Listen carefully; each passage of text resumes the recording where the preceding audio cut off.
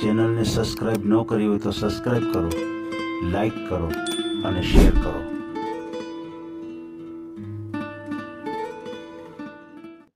છોકરાનો વાઈફ ને પેન્શન આવે છે અને ગુજરી ગયા પછી લગભગ 5-6 હજાર જેવું આવે છે ને.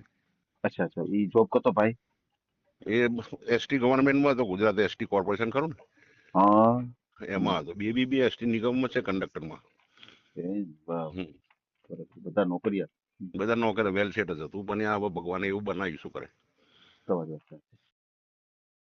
આ ચેનલમાં કોઈ ચાર્જ લેવામાં આવતું નથી. અમારી સાથે વાત કરશો તેનો ઓડિયો યુટ્યુબમાં મૂકવામાં આવશે. આ ચેનલમાં ઓડિયો ક્યારેય પણ ડિલીટ કરવામાં આવતો નથી. ઓડિયો ડિલીટ કરવાની ફરજ પડે તો 5,000 કોઈ પણ શૈક્ષણિક સંસ્થા, અનાથ આશ્રમ, વૃદ્ધાશ્રમમાં દાન કર્યાની પાકી પહોંચનો ફોટો મોકલવો પડશે. તમે જે કાંઈ તમારી મિલકત વિશે માહિતી જાહેર કરો છો તેની બધી જ જવાબદારી તમારી જ રહેશે. તમે નામ, નંબર, ફોટો જાહેર કરો છો તેની જવાબદારી તમારી જ રહેશે. લગ્નના નામે છેતરપિંડી કરનારથી સાવધાન રહેવું.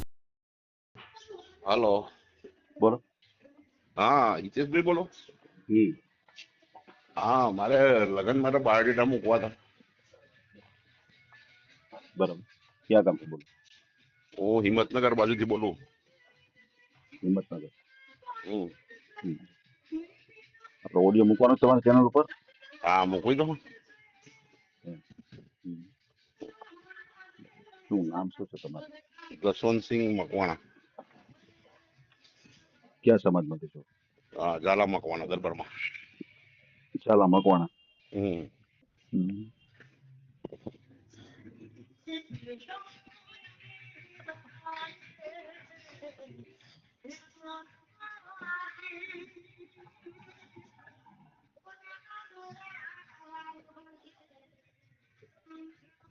જસવંતસિંહ પપ્પાનું નામ?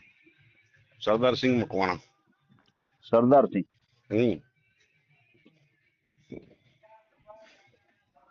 મકવાણા.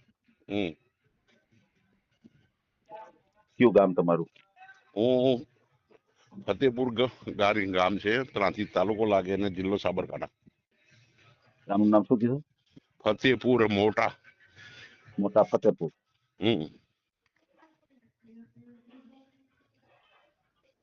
અને તાલુકો કયો કીધો? પ્રાંતિજ. પ્રાંતિજ. જિલ્લો સાબરકાંઠા.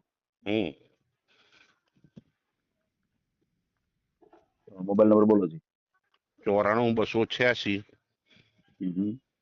13 735. બરાબર.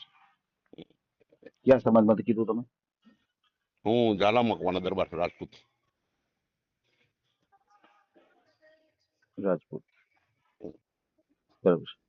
કેટલી ઉંમર છે તમારી? મારી 60 રનિંગ છે. તમારા લગ્ન થયા હતા? લગ્ન થયા હતા, કોરોનામાં વાઈફ એક્સપર્ટ થઈ ગયા. દીકરા દીકરી કેટલા? એક બાબો ને એક બેબી હતી, બંનેના લગ્ન થઈ ગયા. બાબો હમણાં 11 મહિનામાં એક્સપર્ટ થઈ ગયો. એક્સપાયર થઈ ગયો, એના લીવરની તકલીફ થઈ હતી. અરે રામ રામ. એની વાઈફ છે ને એને બાબો ને બેબી છે. બરાબર. એ મારી સાથે રહેશે. હું ગવર્મેન્ટ જોબમાં હતો. અચ્છા અચ્છા, એવું છે. બરાબર છે, બરાબર છે. સમજાઈ ગયું. ગુજરી ગયા ને કેટલો થયો તમારા?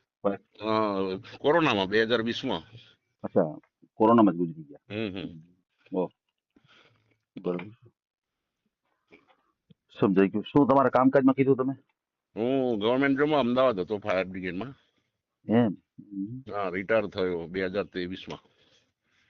કેટલું પેન્શન આવે? પેન્શન આવે છે 34,000 રૂપિયા. બરાબર. 34,000 પેન્શન આવે. બરાબર છે. એટલે અત્યારે તમારે રહેવામાં તો દીકરાના વહુ અને દીકરો અને તમે 3 વ્યક્તિ છે ને? હા, દીકરો તો ગુજરી ગયો, એનો નાનો બાબો છે 15 વર્ષ. એટલે દીકરા ને દીકરો. પોતાનું મકાન છે ગામડે. એમ? 2 એકર જેવી જમીન છે. તમારે રહેવાનું ક્યાં? હું ફતેપુર ગામમાં જ રહું છું. અમદાવાદ રહેતો હતો, પણ હવે રિટાયર થઈને ઘરે આવી ગયો. તો મકાન હતું, પણ છોકરાને આવું બન્યું એટલે પછી મૂડ બહુ એવો થઈ ગયો. મકાન વેચી મારીને ગામડે આવતા. સમજાઈ ગયું આખી વાત. દીકરો વયા જવાથી પછી અહીંયા આવતા. બસ એકલાના માનસિક ટેન્શન થયું. નાના બાળકોને લઈને ક્યાં ફરવાનું છે. સમાજમાં બી રહું તો 60 વર્ષથી બહાર રહ્યો.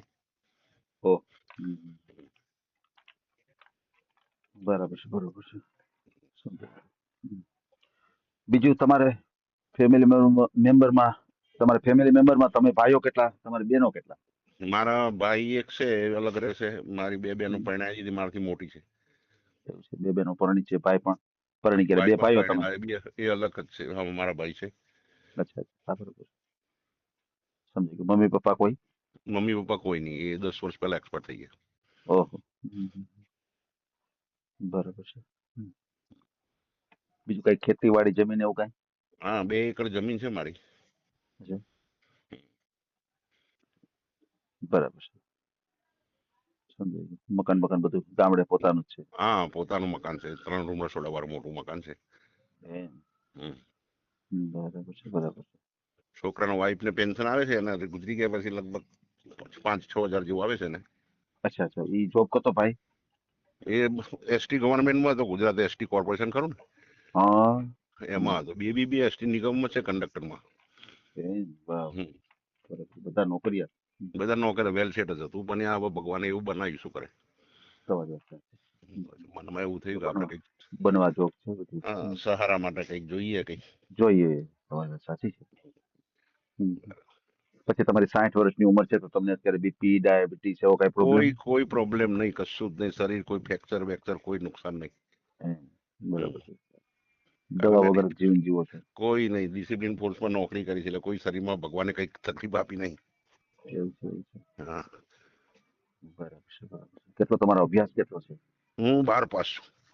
એમ. ભણવું હતું, પણ નોકરી લાગી એટલે પછી છોડી દીધું ભણવાનું. પછી હા, હા, બરાબર છે, બરાબર છે. પપ્પા બી ગવર્મેન્ટ જોબ, કેન્દ્ર સરકારના કર્મચારી હતા પોસ્ટમાં. એમ. હા, એ બી રિટાયર થઈને પછી હવે ગુજરી ગયા પછી પોતપોતાનું બરાબર, અલગ કરી નાખ્યું. બરાબર છે.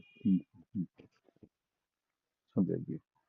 પછી તમે ઝાલા મકવાણા સમાજમાંથી છો તો તમારે બીજા કોઈ અન્ય સમાજ હાલે કે આપણે આપણા સમાજમાં જ કરવું છે? એસસી કાસ્ટમાં નહીં, બીજી ચાલી જાય એમ. એવું છે, એવું છે. હમ. બરાબર છે, બરાબર છે. સમજાઈ ગયું. કોઈ વાંધો નહીં. તમારો મને ફોટો એક મોકલી આપજો. મેં અને તમારા આ નંબર વોટ્સઅપ છે તમારો? હા જી, આ વોટ્સઅપ છે. એના પર મોકલ્યો છે મેં મારો ફોટો. હમણાં હું ચેક કરી લઉં છું. બાયોડેટા ને બધું એમાં મોકલેલ છે. ભલે. અને અત્યારે વાત આપણે જે કરવા જી.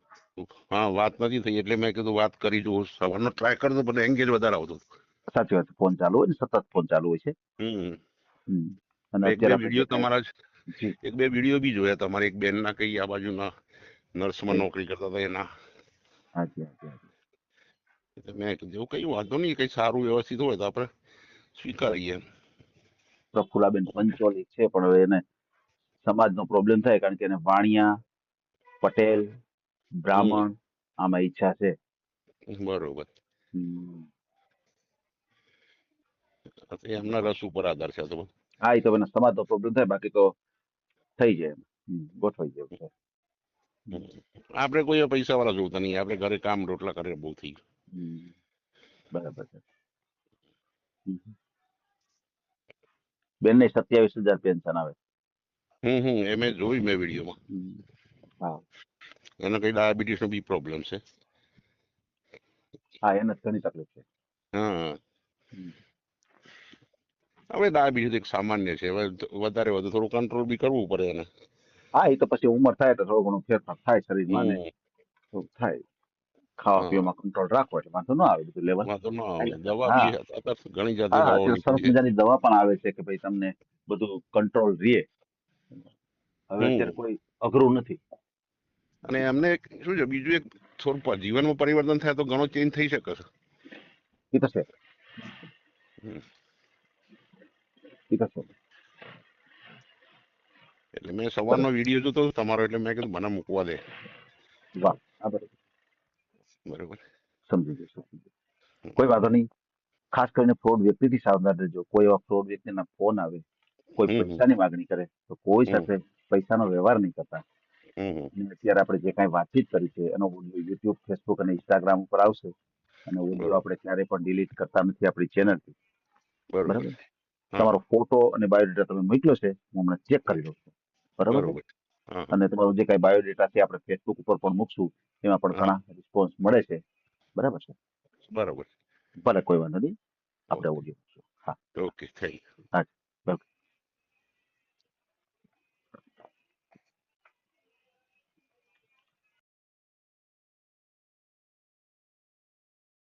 આ ઓડિયો તમે પૂરેપૂરો જોયો હોય તો અમારી ચેનલને લાઇક, શેર અને સબસ્ક્રાઇબ કરો. બાજુમાં રહેલ ઘંટડીના બટનને પ્રેસ કરો, ઓલ સિલેક્ટ કરો, જેથી કરીને તમને નવા વિડીયો મળતા રહે. મિત્રો, શેર જરૂર કરજો, જેથી કરીને આ વ્યક્તિને એની પસંદગીનું પાત્ર મળી રહે. પાછા મળશું એક નવી બાયોડેટા લઈને. જય શ્રી કૃષ્ણ.